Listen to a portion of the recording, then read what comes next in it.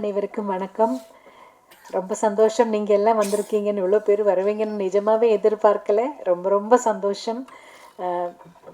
நிறைய ஈவெண்ட்ஸ் நான் போய் பாடியிருக்கேன், இருந்தாலும் இது மெயினாக ஒரு செலிப்ரேஷன் மாதிரி பண்ணுறாங்க. இந்த ஈவெண்ட் February 8 YMCA கிரவுண்டில் லான்ச்சும் நாய்ஸ் ஆஃப் கிரெயின்ஸும் சேர்ந்து கேனரா பேங்க் அவங்க ப்ரெசென்ட் பண்ணுற மாதிரி இந்த பெரிய அளவில் visual and audio visual treat மாதிரி இந்த நிகழ்ச்சியை அவங்க பிளான் பண்ணிகிட்டு இருக்காங்க.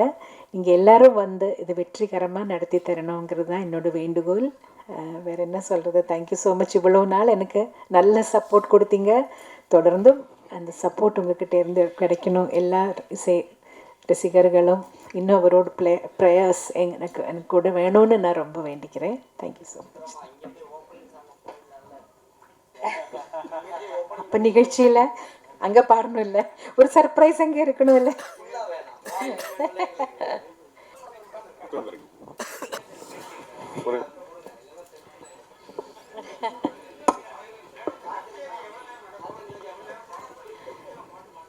மேடம் 3 hours தான் பிளான் பண்ணியிருக்கோம். 26 to 28 songs. 28 வரைக்கும் 26 to 28 சாங்ஸ். அது எவ்வளோ நேரம் போகுது அப்படி. சித்ரா மேடம், நீங்கள் 25,000 பாட்டு பாடினா கூட தன்னம்பிக்கை உள்ள பாட்டாக வந்து இந்த ஒவ்வொரு பூக்களே பாட்டு வந்து இன்றைக்கும் வந்து அவ்வளோ பேசப்படுது. அந்த பாட்டோட அனுபவத்தை சொல்லுங்கள். எவ்வளோ பேர் வந்து நாங்கள் ஜெயிச்சிட்டோம், எங்களுக்கு ரொம்ப அது வந்து என்கரேஜாக இருந்துன்னு உங்கள்கிட்ட சொல்லியிருப்பாங்க. ஆமாம், எனக்கும் ஒரு சில கச்சேரிகளில் போகும்போது நிறைய பேர் அப்படி சொல்லியிருக்காங்க. அவங்களுக்கும் வாழ்க்கையில் தோல்வி அடைஞ்சு வாழ்க்கை வேண்டாங்கிற ஒரு முடிவெடுக்கும் போது இந்த பாடல் கேட்டவங்க அந்த அந்த முயற்சியில் இருந்து வெளியில் வந்துட்டாங்கன்னு சொல்லி நிறைய பேர் எனக்கும் சொல்லியிருக்காங்க. 2-3 பேர், நிறைய இல்லை, 2-3 பேர். ஸோ ரொம்ப சந்தோஷந்தான். அந்த ஒரு பாட்டில் வந்து நான் என்னோட கான்ட்ரிபியூஷன் ஒன்றும் இல்லை. விஜய் சார் எழுதினது, பரத்வாஜ் சார் இசையமைத்தது, நான் என்னோட குரல் கொடுத்தேன், அவ்வளோதான் நான் அதில் செஞ்சேன். ஆனால் அது நிறைய பேரோட மனசில் போய் சேர்ந்துருக்குன்னு நினைக்கும்போது ரொம்ப சந்தோஷம். ரெக்கார்டிங்கில் வந்து சேரன் சார் வந்து நான் பாடிட்டு போயிட்டு அடுத்த நாள் மறுபடியும் என்ன வர சொன்னாங்க. அதில் ஒரு சில வரிகள் இன்னும் கிளாரிட்டி வேணும் அப்படின்னு சொல்லி மறுபடியும் 2-3 லைன்ஸ் என்னை மறுபடியும் பாட வச்சாங்க. அப்படி தான் அந்த பாடல் வெளிவந்தது. மேடம் இல்லை, என்னோட சேர்ந்து 4 சிங்கர்ஸ் இருக்காங்க. மது பாலகிருஷ்ணன் அவர் இருக்கார், சத்யபிரகாஷ் இருக்கார், திஷா பிரகாஷ்ன்னு சொல்லி இப்போ ரீசெண்டாக ஒரு புது பாடகி ரொம்ப அருமையாக பாடும், அவங்களும் கலந்துக்கிறாங்க. ரூபா ரேவதின்னு ஒரு சிங்கர், அவங்க பாடுவாங்க, அதோட வயலினும் வாசிப்பாங்க. நாங்கள் இவ்வளோ பேர் சேர்ந்து தான் பண்ண போகிறோம். 3 மணி நேரம் எல்லாம் பாட முடியாது மேடம். இந்த 20,000 பாட்டுலேருந்து இந்த 26-28 பாட்டை நீங்கள் செலக்ட் பண்ணுறீங்களா, இவங்கெல்லாம் செலக்ட் பண்ணுறாங்களா, இல்லை ரசிகர்கள் செலக்ட் பண்ணியிருக்காங்களா? நாங்கள் எல்லோரும் ஒரு டீமாக உட்காந்து தான் செலக்ட் பண்ண போகிறோம். பாப்புலரான சாங்ஸு ஜனங்களுக்கு பிடிக்குங்கிற மாதிரி எல்லோருக்கும் அவங்கவுங்க சாய்ஸ் இருக்கும் இல்லையா, அந்த மாதிரி எல்லோரும் சேர்ந்து தான் நாங்கள் செலக்ட் பண்ணோம். எங்களுக்கு 20,000 பாட்டும் பிடிக்கும். லிஸ்ட் போடுறது ரொம்ப கஷ்டம். இந்த லிஸ்ட் போடுறது ரொம்ப கஷ்டம். மேடம், நீங்கள் அறிமுகமாகி இத்தனை வருஷம் ஆயிடுச்சு, ஆனால் இது வரைக்கும் ஒரு தனி கச்சேரி பண்ணணும்னு ஏன் நினைக்கல? இப்போ ஆரம்பித்து பண்ணுறதுக்கு உண்டான காரணம் என்ன? அப்படின்னு இல்லை, நான் தமிழில் கச்சேரிகள் பண்ணியிருக்கேன். ஆனால் இந்த மாதிரி வெளியே பெருசாக அந்த கிராண்ட் ஸ்கேலில் பண்ணலை. நான் மலையாளத்தில் நிறைய கச்சேரிகள் பண்ணுறேன், தமிழில் கூட பண்ணியிருக்கேன். ஆனால் இவங்க செய்கிற மாதிரி இந்த மாதிரி ப்ரெஸ் எல்லாம் வச்சு ஒரு கிராண்ட் ஒரு ஸ்கேலில் ஒரு ஆடியோ விஷுவல் ட்ரீட் மாதிரி நான் இது வரைக்கும் செஞ்சதில்லை. நான் கொஞ்சம் ஆர்டினரியாக தான் போயிட்டுருக்கேன். மேடம், லைட் கான்செப்டில் நம்ம ஏஆர் சாரும் இளையராஜா சாரும் வருவாங்களா? இன்வைட் பண்ணியிருக்கீங்களா? கண்டிப்பாக இன்வைட் பண்ணுவோம். அவங்க ஃப்ரீயாக இருந்தால் கண்டிப்பாக வருவாங்க. ஏன்னா வந்து இளையராஜா சாங் வந்து பாடினாவே வந்து அவர் ஏதாவது சொல்லுவார். அவர் ஏதாவது சொன்னார்னா உங்களோட பதில் என்ன? இந்த 28 சாங்குமே முறைப்படி எல்லா இடத்துலையும் அனுமதி வாங்கி தான் பண்ணியிருக்கு. ஸோ அதனால் யாரும் எதுவுமே சொல்ல மாட்டாங்க. சித்ராமா அச்சா, நீங்கள் அதை ஃபஸ்ட்டு ஓப்பனிங்கில் வந்து அந்த டிராயிங் ஒன்று காமிச்சிங்க. அந்த டிராயிங் வந்து இப்போ தான் வந்து சொல்கிறீங்க அனுமதி வாங்கியிருக்கு. உங்களோட டிராயிங்ஸ் வந்து எனக்கு தெரியும், டிராயிங்லாம் வரைவேன்னு சொல்லியிருக்கீங்க. இங்கேருந்து தான் ஓப்பனிங் ஆச்சுன்றீங்க. சென்ட்ரல்லேருந்து என்ன ஓப்பனிங் ஆச்சு? எந்த பாட்டுக்காக உங்களை வந்து கூப்பிட்டு இந்த பாட்டு பாடுங்க அப்படின்னு சொன்னது? ஃபஸ்ட்டு சாங் வந்து ஆக்சுவலி நான் என்ன தமிழ்நாட்டுக்கு இளையராஜா சார் அழைச்சதே பூவே பூச்சுடுவா படத்துக்காக. அதோட மலையாளம் வேர்ஷன் நோக்குத்தா தூரத்து கண்ணும் நட்டுன்னு ஒரு மூவி, ஃபாசில் சார் டைரக்ட் பண்ண மூவி. அதில் வந்து நான் பாடியிருந்தேன். நதியா மொய்து அவங்களும் இன்ட்ரொடக்ஷன், நானும் அப்போ தான் கொஞ்சம் ஸ்டார்ட் பண்ணிட்டு இருந்தேன் மலையாளத்தில் கூட. அப்போ ராஜா சார் அந்த மூவி பார்த்துட்டு அந்த ஹீரோயினுக்கு இந்த வாய்ஸ் சூட் ஆகுது, சரி இந்த வாய்ஸை யூஸ் பண்ணிக்கலாம், சென்னையில் வந்து கொஞ்சம் வாய்ஸ் டெஸ்ட் பண்ணிக்கிறேன், வர சொல்லுங்கன்னு சொல்லியிருந்தாரு. ஃபாசில் சார் தான் எனக்கு சொன்னார், நீங்கள் சென்னைக்கு போகும்போது ராஜா சாரை போய் மீட் பண்ணுங்கள், அவர் செக் பண்ணால். முதல்ல இவர் கிண்டல் பண்ணுறாரு, ராஜா சார்கிட்ட எல்லாம் போவேன்னு நான் நிஜமாகவே எதிர்பார்க்கவே இல்லை. அப்படி தான் ராஜா சார்கிட்ட தாசண்ணாவோட மேனேஜராக இருந்த குஞ்சுண்ணின் வயலினிஸ்ட் அவர் தான் என்னை கூட்டிகிட்டு போகிறார் ராஜா சார்கிட்ட. அங்கே வாய்ஸ் டெஸ்ட் பண்ணி அடுத்த நாள், ஆனால் புவை பூச்சொடவாக்கு முன்னாடி நீதான அந்த கோயிலுங்கிற படத்தில் பூஜைக்கு ஏற்ற பூவிதுங்கிற பாடல் பாட வச்சார். இன்னொன்று ஆக்சுவலாக நீங்கள் இளையராஜா சார் பாட்டு தான் அதிகமாக வந்து பாடினது, நிறைய பேர் ரசித்தது. ஸோ ஆனால் இளையராஜா சாரை வந்து இங்கே சமீபத்தில் பார்த்தீங்கன்னா ஒரு டைரக்டர் இப்போ நடிக்கிறாரு, அவர் வந்து அவன் இவன் சொல்லியிருக்காரு. இது பாடகர் மத்தியில யாருமே கண்டனம் தெரிவிக்க. பாலா ஒரு நிமிஷம் பாலா இது வந்து அவங்க என்ன சொன்னாங்கன்னா, இப்போ இவர் கேட்டார், நம்ம வெற்றிவேல் சொன்னாரு, இவ்வளவு வருஷம் ஜேர்னில ஏன் கச்சேரி பண்ணலன்னாங்க. அந்தந்த சின்ன சின்ன கச்சேரி பண்ணும்போது இவ்வளோ மீடியா முன்னாடியும் இவ்வளோ ஆட்கள் முன்னாடியும் பண்ண வேண்டிய ஃபர்ஸ்ட் டைம் பண்ணும்போது இந்த கேள்வி இந்த இடத்துக்கு தேவையில்லாது. நம்ம தனியா அவங்க ரூம்ல இருக்கும் போதோ இது கேட்டுக்கலாம், கொஞ்சம் ரிக்வெஸ்ட் இல்லம்மா, கரெக்டுமா, அது இந்த கான்செப்டுக்கு சம்பந்தம் இல்லாத ஒரு கேள்வி. இது வந்து இவங்கன்னு இல்லை, இந்த கேள்வி நீங்க வேற யாருக்காக வேணா கூட கேட்கலாம், ஆனா கேள்வி கேட்கக்கூடாத இடம் இது இல்லை, அதனால தவிர்த்துருங்க. நன்றி, வணக்கம். எங்களின் வரப்பேற்று வந்த அனைவருக்கும் நன்றி, வணக்கம். சார் மேடம் இப்போ நீங்கள் 20,000 சாங்ஸ் பாடியிருக்கீங்க, ஆனால் அந்த சாங்ஸ் உங்களுக்கு பிடிச்ச சாங்ஸ் ஏதாவது ஒரு சாங்ஸ் மிஸ் பண்ணியிருப்பீங்க. என்னை விட அந்த வேற யாராவது பெரிய ஆர்டிஸ்ட்டு சம்திங் பாடியிருப்பாங்க, அது ஏதாவது சாங்ஸ் ஞாபகம் இருக்கா உங்களுக்கு? மிஸ் ஆன சாங்ஸ் இருக்குது, அது என்ன பாட்டுன்னு எனக்கு தெரியாது. இப்போ ஒரு ராஜா சார் ரெக்கார்டிங் கூட ஒரு சம்டைம்ஸ் இருக்கலாம், ஏஆர் ரஹ்மான் அவரோட ரெக்கார்டிங் கூட சம்டைம்ஸ் கூப்பிடும்போது நான் ஊரில் இல்லைன்னா அந்த சாங் நான் மிஸ் ஆகிடும். அது எந்த பாட்டுன்னு எனக்கு தெரியாது, இல்லை அது வேறு யாரோ பாடி அது வெளில வந்திருக்கும், அது என்ன அந்த மாதிரி நிறைய இடத்துல எனக்கு மிஸ் ஆகிருக்கு. ராஜா சாரோடதும் மிஸ் ஆகிருக்கு, ஏஆர் ரஹ்மான் அவரோடதும் மிஸ் ஆகிருக்கு. நிறைய மியூசிக் டைரக்டர்ஸ் கிட்ட நான் கொஞ்சம் ட்ராவல் பண்ணுற டைமில் வர ரெக்கார்டிங்ஸ் நிறைய மிஸ் ஆகிருக்கு. எனக்கு இந்த உருவத்தில் டான்ஸ் பண்ணால் எப்படி இருக்கும்? மேடம் வாழ்த்துக்கள். முதல்ல இந்த 28 சாங்கில் நீங்கள் பாடினது மட்டும்தானா இல்லை மற்ற சிங்கர்ஸ் பாடினதும் இருக்க போதா? நான் பாடின சாங்ஸ் தான் இருக்கும்னு நினைக்கிறேன். நாங்கள் கேட்டு வளர்ந்ததெல்லாம் எஸ்பிபி சித்ரா, மனோஜ் சித்ரா இப்படி கேட்டு தான் நாங்கள் வானொலியில் வளர்ந்துருக்கோம். இப்போ எஸ்பிபி சார் பாடின சாங்ஸும் மனோ பாடின சாங்ஸ் இதில் இருக்குமா? அதெல்லாம் யார் இருக்கும் கண்டிப்பாக. ரெண்டு மேல் சிங்கர்ஸ் இருக்காங்கல்ல, அவங்க மாற்றி பாடுவாங்க. மேடம் உங்களை சின்ன குயில் சித்ரான்னு தான் கூப்பிடுவாங்க. நீங்கள் 47 வருஷமாக பாடுறீங்க, 25,000 பாட்டு, 6 நேஷனல் அவார்டு, இப்போ பெரிய குயிலாக இருப்பீங்க. இன்னைக்கு சைஸில் தான் பெரிய இல்லை சாதனை இல்லை. இப்போ உள்ள பாடகைகளை சின்ன குயில்னு ஒரு உங்களுக்கு பிடிச்ச பாடகைகள் யார் சொல்லுவீங்க? ஒரு 2 3 பேராக சொல்லுங்கள். ஐயோ நிறைய இப்போ அதர் சிங்கர்ஸ் நிறைய பேர் நல்ல டேலண்டடாக இருக்கிற நிறைய சிங்கர்ஸ் இருக்காங்க. அஃப்கோர்ஸ் ஸ்ரேயா கோஷல், ஸ்வேதா, சின்மயி, சொல்லிட்டே போகல, நிறைய இருக்காங்க. ரொம்ப டேலண்டடாக இருக்கிற நிறைய சிங்கர்ஸ் இருக்காங்க. ஒவ்வொரு பாடல் கேட்கும்போது அந்த சிங்கர்கிட்ட நம்மளுக்கு ஒரு ஐயோ ரொம்ப அழகாக பாடுறாங்களே அப்படின்னு தோணும். 1 2 பேர் எடுத்து சொல்கிறது கஷ்டம்தான், ஆனால் இவங்க எல்லாம் எனக்கு பிடிச்ச சிங்கர்ஸ். சித்ரமா, உங்கள் சாங்லேயே வந்து பார்த்தீங்கன்னா எஸ்பிபி சாருக்கு இளையராஜா சார் ஒரு சாங் போட்டிருக்காரு, அவர் பாடின இன்னும் நினைவு ஊட்டுற மாதிரி. அதே போல் சின்ன குயில் பாடும் அப்படின்னு சொல்லி உங்களை ஓப்பனிங் பண்ணுறாங்க. அந்த பாட்டு உங்களுக்காக எழுதுனதா? நீங்கள் கேட்டிங்களா? இல்லை வைரமுத்து சார் தானே எழுதினாரு, அந்த படத்துக்காக எழுதியிருப்பாங்க. அந்த பாட்டு தான் முதல்ல வெளியில் வந்தது, அதனால தான் என்ன சின்ன குயில்னு கூப்பிடுறாங்கன்னு நினைக்கிறேன் நான்.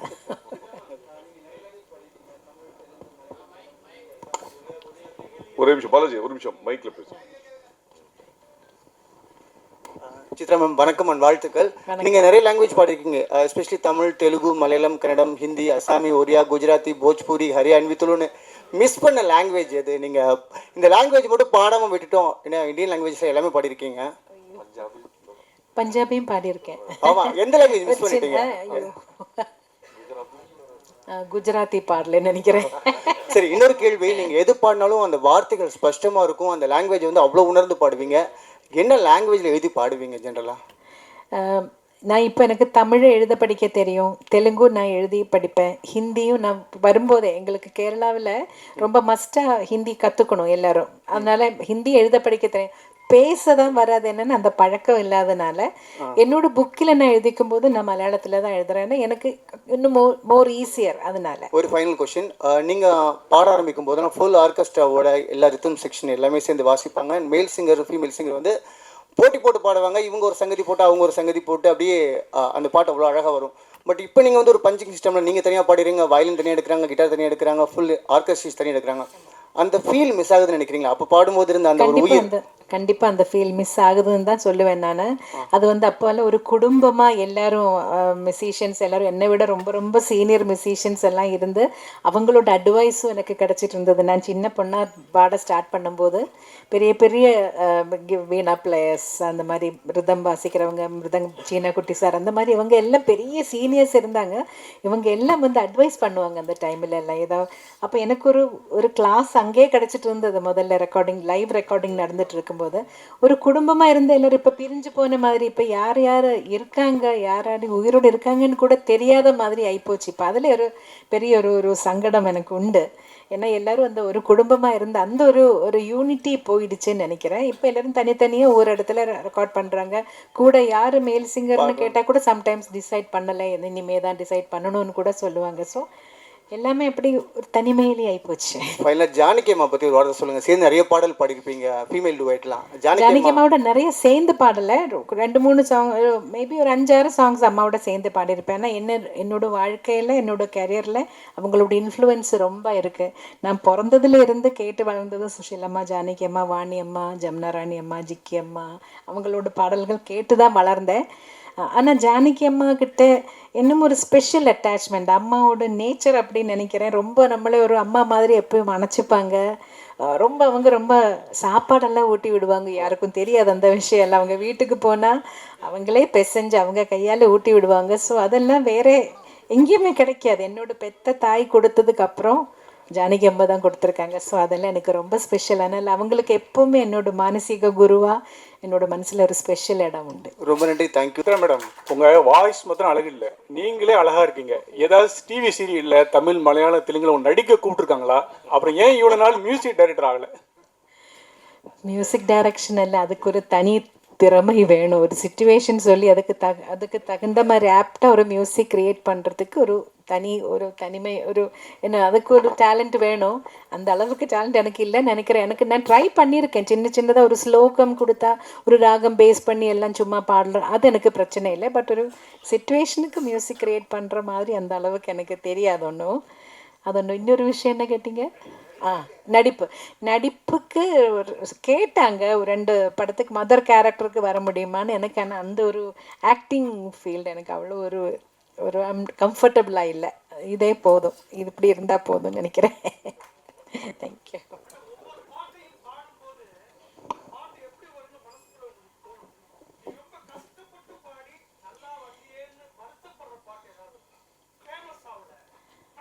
அல்ல, நான் கஷ்டப்பட்டு பாடி வெளியில் வராத படங்கள்லாம் நிறைய இருக்குது, வந்திருக்காங்க. அப்படி இருக்கு, இல்லைன்னு சொல்ல முடியாது.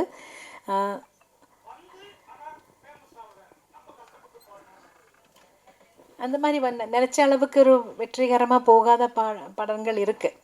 எதுன்னு இப்போ நீங்கள் கேட்டால் டக்குன்னு எனக்கு சொல்ல முடியலை. பட் இருக்குது அந்த மாதிரி. நல்லா வரணும்னு நினச்சிக்கிட்டது எங்கேயுமே எட்டாமல் போன சாங்ஸ் கூட வந்திருக்கு நிறையா. கஷ்டப்படுறது எல்லா பாட்டுக்கும் ஒரே மாதிரி தான் நம்ம எஃபர்ட் போட்டு தான் பாட போகிறோம். எதுவுமே ஈஸியாக பண்ணி இது கிடையாது. எல்லாத்துக்கும் அதோட ஒரு நம்ம எஃபர்ட் கண்டிப்பாக போட்டு தான் ஆகணும். சித்ராமா ஆக்சுவலாக உங்கள் கூட வந்து சொல்லுங்கள் சார்.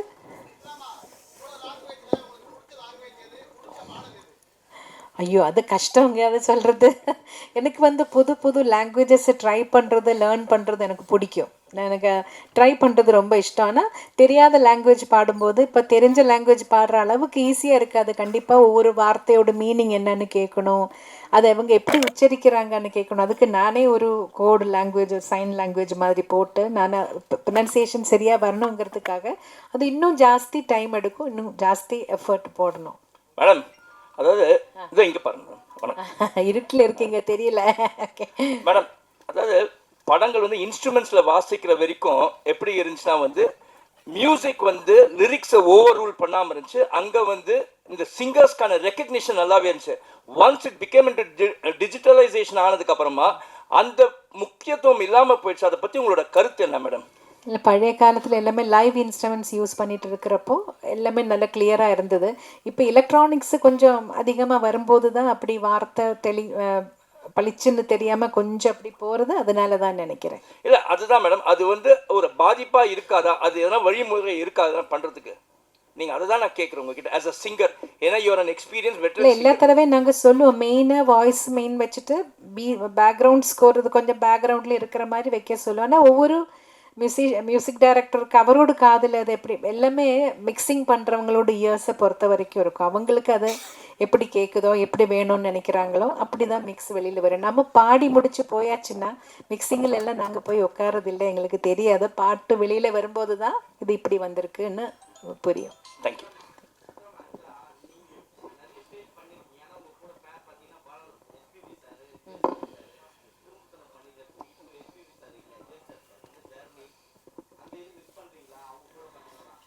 கண்டிப்பாக மிஸ் பண்ணுறோம். நான் ஸ்டார்ட் பண்ணது ஜெயசுதாஸ் சாரோட. அவர்கிட்ட இருந்து ஒவ்வொரு கச்சேரியில் ரெக்கார்டிங்கில் கூட பாடின அனுபவமே எனக்கு என்னோடய மியூசிக்கல் ஜேர்னியில் ரொம்ப ஹெல்ப் பண்ணியிருக்கு. ஒரு மைக் எப்படி ஃபேஸ் பண்ணுறது, அதில் அந்த பாப்பர் ஸ்டாப்பர் இல்லாமல், முன்னாடியெல்லாம் அந்த ஃபில்ட்ரு இல்லை, பாப் ஃபில்ட்ரு இல்லாமல் அது ப்ளோ வராமல் பாப்பு வராமல் எப்படி பாடுறாங்கங்கிறதெல்லாம் அவங்க உச்சரிப்பில் அதெல்லாம் அது ஒரு டெக்னிக். அவங்களுக்கு தெரியும், அவ்வளோ வருஷம் எக்ஸ்பீரியன்ஸில் அதெல்லாம் அவங்க கூட நின்று பாடினதில் நான் கொஞ்சம் அவங்கக்கிட்ட இருந்தெல்லாம் கற்றுக்கிட்டேன். ஒவ்வொரு வார்த்தை சொல்கிறது எப்படி, எக்ஸ்ப்ரெஷன் எப்படி கொடுக்குறாங்க ஒவ்வொரு பாட்டில், அதெல்லாம். அதே மாதிரி எஸ்பிபி சாரை பற்றி சொல்லும்போது எனக்கு வந்து தமிழ் லாங்குவேஜ் தெலுங்கு லாங்குவேஜ் ரெண்டும் அவ்வளோ எனக்கு ஸ்பஷ்டமாக வர்றதுக்கு முன்னாடி ரொம்ப ஹெல்ப் பண்ணியிருக்காங்க. ஒவ்வொரு வார்த்தையோட இந்த வார்த்தைக்கு என்ன மீனிங், அதை எப்படி பாடினா அந்த எக்ஸ்ப்ரெஷன் எப்படி வரும், இந்த மாதிரி நிறையா அவரோட சேர்ந்து பாடினதில் நான் கற்றுக்கிட்டேன் சார்கிட்ட இருந்து. அது மட்டும் இல்லை, ஒரு ஹியூமன் பீயிங்காக எப்படி கூட இருக்கிற கலைஞர்களோட இல்லைன்னா அவரோட சேர்ந்து பணியாற்றுறவங்களெல்லாம் எப்படி அன்பாக எவ்வளோ பாசத்தோட அவங்களுக்கு எவ்வளோ கேர் பண்ணுறாங்கங்கிறதும் நான் நிறைய தடவை விட்னஸ் பண்ணியிருக்கேன். அமெரிக்காவில் எல்லாம் போகும்போது நாங்கள் ஒரு கச்சேரி முடித்து அடுத்த நாள் ஃப்ரைடே சாட்டர்டே சண்டே 3 நாளைக்கு கச்சேரி இருந்தால், இப்போ சாட்டர்டே கச்சேரி முடித்து சண்டே தூங்காமல் எல்லோரும் ரொம்ப டயர்டாக இருப்போம். வந்தால் ஹோட்டலில் வந்து 12 மணிக்கு தான் செக்இன் டைம். நம்ம வந்து 9 மணி 9:30 மணிக்கு வந்துட்டோம்னா 12 மணி வரைக்கும் வெயிட் பண்ணிகிட்டே இருக்கணும் ரூம் கிடைக்கிறதுக்காக. ஆனால் எஸ்பிபி சாருக்காக ரூமை அவங்க சீக்கிரமாக ரெடி பண்ணி அவங்களே அமுச்சிடுவாங்க. மற்றவங்க வெயிட் பண்ணுற வரைக்கும் சாரும் சொல்லுவார், நீங்கள் என்ன மட்டும் அமுச்சிடுவீங்க, அவங்க எல்லாம் மை பாய்ஸ் அவங்க எல்லாம் வெயிட் பண்ணிட்டு இருக்கும்போது நான் மட்டும் போய் ரெஸ்ட் எடுக்க முடியாதுன்னு அவரும் அந்த லாபியிலே அவ்வளோ நேரம் உட்காந்த அனுபவம் எல்லாம் இருக்குது. வேறு யாரும் அப்படியெல்லாம் பண்ண மாட்டாங்க. ஸோ அதெல்லாம் பார்க்கும்போது இப்படி ஆளுங்க இருக்காங்க, இப்படி தான் இருக்கணுங்கிறது ஒரு பெரிய பாடமாக கற்றுக்கிட்டேன். மேடம், நீங்கள் பாடிய இத்தனாயிரம் பாடல்களில் பல்லாயிரக்கணக்கான பாடல்கள் முணுக்கும்படியாக இன்றைக்கும் நினைவு வச்சிருக்க மாதிரியா இருக்குது. ஆனால் சமீபத்தில் வரக்கூடிய பாடல்களில் எதுவுமே ஒரு வரி கூட புரிய மாட்டேங்குது. இதை நீங்கள் எப்படி பார்க்குறீங்க மேடம்? காலத்தோட மாற்றங்கள், அதை வந்து குறை சொல்கிறத விட அதோட கூட என்ஜாய் பண்ணி போகிறது தான் பெட்டர்ன்னு நினைக்கிறேன் sir. Madam madam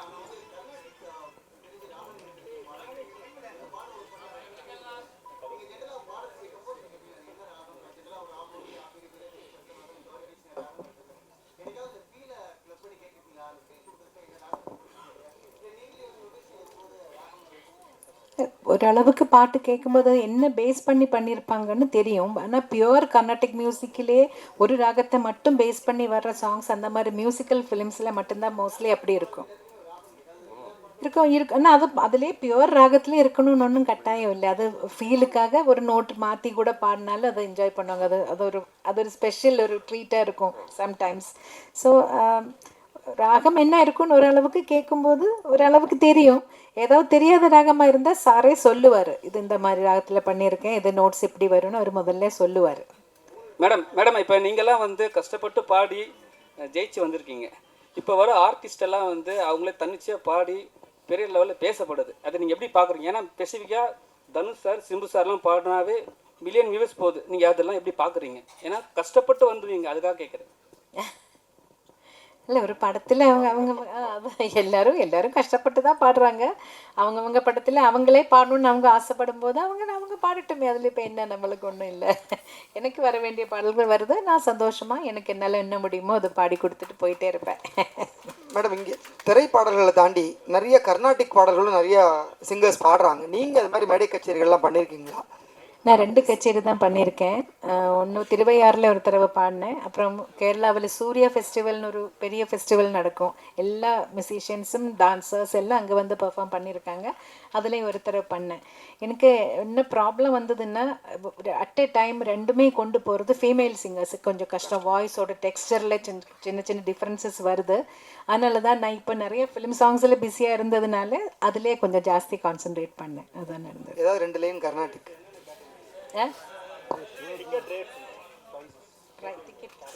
Nice and grand. Ticket rates பத்தி Tickets are available on insider.in and my show. Starting rate வந்து 499, பின்ன 799. It's 500லேருந்து 4000 rupees வரை எல்லா ரேஞ்சிலையும் டிக்கெட் இருக்கு. ஆக்சுவலாக ரொம்ப காம்ப்ரஹென்சிவாக பிளான் பண்ணியிருக்கு இந்த வாட்டி. இந்த கான்செப்ட்டில் லைக் ஐ செட் எல்லாருமே ஃபேமிலியாக வரணும் தான் எதிர்பார்ப்பாங்க. ஸோ அதில் மேமோட இன்ட்ரெஸ்ட் என்னதுன்னா, எல்லாருமே வரவங்க எல்லாருமே உட்காந்துட்டு நிம்மதியாக ஒரு 3 hour ரெஸ்ட் எடுத்துகிட்டு பீஸ்ஃபுல்லான ஒரு வாழ்க்கையை வாழ்ந்துட்டு போகணும்னு சொல்லிட்டு. ஸோ ஜென்ரலாக நீங்கள் ஒரு படத்துக்கு போகிறீங்கன்னா எவ்வளோ செலவு பண்ணுவீங்களோ ஒரு ஃபேமிலியோட அதே காஸ்ட்டில் இந்த ஷோ நீங்கள் எல்லாருமே செலவு பண்ணிட்டு ஜாலியாக பார்த்துட்டு போகிற மாதிரி தான் காஸ்ட் வச்சுருக்கு. 499லேருந்து ஸ்டார்ட் ஆகுது. ஃபர்ஸ்ட்லி உங்கள் எல்லாருக்குமே நன்றி. ஏன்னா எல்லா வாட்டியும் நாங்கள் வரோம், ஏதோ ஒன்று பண்ணுறோம், ஆனால் எல்லா வாட்டியும் ஒருத்தவங்க கூட நிற்கிறது நீங்கள் எல்லாருமே தான். எல்லாருமே இப்போ சொன்னார் நாய்ஸ் இங்கிரீன்ஸ் ஒரு வெற்றியும் கிடையாது, இது நம்மளோட வெற்றி. ஏன்னா இன்னைக்கு வந்து ஒரு தமிழ் அப்படின்ற ஒரு லாங்குவேஜ் பார்த்தா இப்போ என் பேர் மகாவீர் அப்படின்னு ஏதோ யோசிப்பீங்க. பட் சத்தியமாக பாட்டப் எல்லாம் இங்கே தான். பக்கா பாடி குப்பம். ஏன் தமிழில் ஜாஸ்தி பேச மாட்டேங்கிறேன்னா, நம்ம குப்பம் ஏரியானால நம்மளோட தமிழ் கொஞ்சம் நசோக்கார்பேட்டு கிடையாது, குப்பம் ஏரியா. ஸோ என் தமிழ் பேசாமல் இருக்கிறதே பெட்டர்னு என் பார்ட்னர் எப்போவுமே சொல்லிகிட்டே இருப்பான். ஒரு இன்ட்ரெஸ்டிங்கான விஷயம் என்னதுன்னா, இப்போ எனக்கும் கார்த்திக்கும் சித்ரா சேச்சின்னு தானே எல்லாருமே கூப்பிடுவீங்க நீங்கள் எல்லாருமே, இல்லை சித்ரா மேம்னு சொல்லுவீங்க கரெக்டாக. ஆனால் நானும் கார்த்திக்கும் மட்டும்தான் ஐ திங்க் சித்ரா அம்மான்னு தான் கூப்பிடுவோம். அது ஏன் தெரியல, மேமை பார்த்த உடனே எங்களுக்கு அந்த மேம்னு சொல்லணும்னு தோணாது, இல்லை சேச்சின்னு சொல்லணும்னு கூட தோணாது. அன்னைக்கு மிர்ச்சி மியூசிக் அவார்ட்ஸ்லையும் ஓடி பின்னாடி போயிட்டு ஆமா சித்ரா யார் இது. ஸோ எங்களோட ஒரு எக்ஸ்பீரியன்ஸ் இந்த பாஸ்ட் அப்படின்னு பார்த்தீங்கன்னா, சிங்கப்பூரில் சித்ராமாவோட ஒரு ட்ராவல். இந்த ஷோவோட பேர் வந்து வாய்ஸ் ஆஃப் லெஜெண்ட்ஸ். அந்த ஷோ ஆக்சுவலி ரொம்ப இமோஷனலான ஷோ. நமக்கு எஸ்பிபி சார் இருந்தார் அப்போது. And SPB sir with regards to singing talent அப்படின்னு சொல்கிறதோட ஆஸ் அ ஹியூமன் அப்படின்னு சொல்லி நம்ம பார்ப்போம். எல்லாருக்குமே தெரியும் வேலை பார்க்குறது எவ்வளோ கஷ்டமான விஷயம்னு சொல்லிட்டு. ஆனால் அந்த வேலை பார்க்கும் போது சில பேர் உங்களுக்கு ஒரு விதமான சப்போர்ட் பண்ணுவாங்க. அது காசாக இருக்கணுன்றது அவசியம் கிடையாது. அது வந்து உங்களுக்கு ஏதாவது நல்லது தான் சொல்லணும்னு அவசியம் கிடையாது. ஆனால் உங்களை பார்த்துட்டு ஒரு சிரிப்பு கொடுத்துட்டு நீ பண்ணிடுவடா, நீ சூப்பராக பண்ணுவடா அப்படின்னு சொல்ல ஒரு வார்த்தை, அந்த மாதிரி ஒரு ஸ்மைல், அந்த மாதிரி ஒரு பாசிட்டிவிட்டி ஃபர்ஸ்ட் எஸ்பிபி சார்கிட்ட இருந்தது. அடுத்தது எனக்கு தெரிஞ்சது மேம், உங்ககிட்ட மட்டும்தான் மேம் அந்த பாசிட்டிவிட்டி. நாங்கள் நிறைய ஷோஸ் பண்ணிட்டோம். உண்மையாக சொன்ன மாதிரி எல்லாரோட பிளெஸிங்ஸ்லையும் இன்னைக்கு தமிழ்நாடு பொறுத்த வரைக்கும் we are doing extremely great. இன்னைக்கு கான்சர்ட்ஸ், மியூசிக் அப்படின்னு பார்க்கும்போது, மியூசிக் நாலேஜ்னு பார்க்கும்போது நம்மளோட தமிழ்நாடு மக்கள்கிட்ட இருக்கிற மாதிரி ஒரு நாலேஜ் யார்கிட்டயுமே கிடையாது. நம்மள மாதிரி உட்காந்துட்டு ஒரு விஷயத்தை ரசிச்சு பார்க்குறது. ஃபார் எக்ஸாம்பிள் நீங்கள் மற்ற இடத்துலாம் பார்த்தீங்கன்னா டான்ஸ் ஆடுறது, இல்லை ஒரு எலக்ட்ரோ மியூசிக்கோ, இல்லை அந்த மாதிரி டிஜே நைட்ஸ், அந்த மாதிரி தான் எல்லாருமே ரசிக்கிற ஒரு இடத்துல தமிழ்நாடு மட்டும்தான் ஒரு மார்க்கெட். எல்லா விதமான மியூசிக்கும் ரசிப்பாங்க. அது நல்லா இருந்தால் ஓகே, அது நல்லா இருக்குன்னா அதுக்கு ஒரு இடம் கொடுக்குறாங்க தவிர மற்றபடி எந்த விஷயமும் யோசிக்கிறது இல்லை. நல்லா இருக்கு, சூப்பராக இருக்குன்னு நினைக்கிறாங்க. அதே நேரத்தில் ஒரு பேரண்ட்ஸ் அப்படின்ற ஒரு கனெக்ட் இருக்கு இல்லையா, என்னோட அம்மா அப்பா அப்படின்ற ஒரு கனெக்ட், அந்த கனெக்ட் இந்த ஊரில் மட்டும்தான் இருக்கு. நீங்கள் மற்ற எந்த ஊரில் போனாங்க நான் நல்லா இருக்கேன், என் அப்பா எனக்கு காசு கொடுத்தா நான் ஒரு டிக்கெட் வாங்கி போனால் போதும்னு நினைக்கிற ஒரு காலத்தில் மேம் வி ஆர் பிளெஸ்ட். இந்த ஊரில் நம்ம கான்சர்ட் என்னோட அப்பா அம்மா அனுப்பணும்னு சொல்லிட்டு சில பேர் ஃபோன் பண்ணி எங்ககிட்ட இந்த ஷோக்கு டிக்கெட் வாங்குறாங்க. ஸோ அந்த மாதிரி ஒரு emotional connect ma'am. You R not just singing star for us, or you're not just a musician, or you're not just a magic, but you're a mother. You're a mother for many things. And we, that kind of love and that kind of interest, I don't think மற்ற இடத்துல இந்த emotions இருக்குமான்னு தெரியல, உங்களுக்கு கூட அந்த emotions இருக்கு ma'am. So like celebrations அப்படின்னு சொல்லும் போது சித்ராமா செலிப்ரேஷன்ஸ் கிடையாது, நம்மளோட வாழ்க்கை செலிப்ரேஷன்ஸ். எனக்கு தெரிஞ்சு இங்கே இருக்கிற அத்தனை பேருக்குமே சித்ராமாவோட பாட்டில் ஏதாவது ஒரு பாட்டு உங்கள் வாழ்க்கையில் எப்படியோ ஒரு விதத்தில் கனெக்ட் ஆகிருக்கும். அந்த நொடி, ஏன்னா அந்த சொல்லுவாங்க அந்த டைம், அந்த பீரியட் திருப்பியும் வாழ்றது தான் இந்த டைம்லெஸ் ஜேர்னி அப்படின்னு தான் சொல்றது. என்னதான் இருந்தாலும் நாளைக்கு இன்னைக்கு வந்து எனக்கு ஒரு பிறந்துட்டு ஒரு 35 வயசு ஆயிடுச்சுன்னா நாளைக்கு ஒரு வருஷம் கழிச்சு 36 ஆகும், அதுக்கடுத்து 37 ஆகும். ஆனா 37 வயசுலயும் நம்ம 21 வயசுல நம்ம என்ன பண்ணணும்னு நினைக்கணும்னு என்ன பண்ணுவோம், இந்த மாதிரி ஒரு டைம்லெஸ் ஜேர்னிக்குள்ள போவோம். அந்த ஜேர்னிக்குள்ள ma'am you are always there. And thank you so much that we had voice of legends then and now with you this we are blessed, ma'am. Thank you so much again for this opportunity. And Sam Cheta Venkatna, this has been a wonderful I mean this just happened. Thank you so much for pulling us in. எங்களை உள்ள சேர்த்துக்கிறதுக்கு thank you so much. And உங்க எல்லாருக்குமே இந்த வாட்டி எப்படியாவது இந்த வாட்டியும் ஷோவில் லாஸ்ட் டைம் சொன்ன மாதிரி இந்த வாட்டி இந்த ஷோலையும் கொஞ்சம் வாங்க பாருங்க. இந்த வாட்டி நீங்கள் எழுதுறீங்களோ இல்லையோ தயவு செஞ்சு உங்களோட டைம்லெஸ் ஜேர்னி ஒரு தடவை பண்ணுங்க. ஏன்னா அது எங்களோட சின்ன கிஃப்டாக இருக்கட்டுமே. நீங்கள் எழுதுறது secondary, but we want you all to enjoy this time. That's all it is about. Thank you again.